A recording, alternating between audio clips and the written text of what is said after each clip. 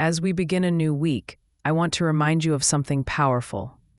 God can bless what you have left, not what you lost. Last week, we saw 3 incredible stories of God's faithfulness. We saw the widow with the small jar of oil. She had nothing left except a tiny amount, but God multiplied it until every jar in her house was full. Her story teaches us that God doesn't need much. He just needs your trust. And we saw Ruth, a woman who lost almost everything: her husband, her home, her security. But God took her brokenness and rebuilt her life with honor, love, and a new beginning. Her story reminds us that your future is not ruined. God can rewrite it. And we saw the widow at Zarephath, preparing her last meal, thinking her story was over.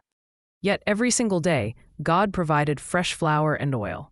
Her story teaches us that God doesn't run out even when you do.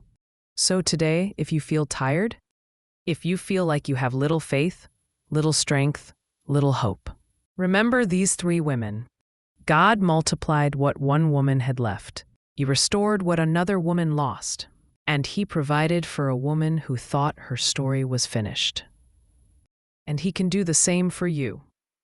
Whatever you have today, even if it's small, give it to God. If you feel broken, He can heal you.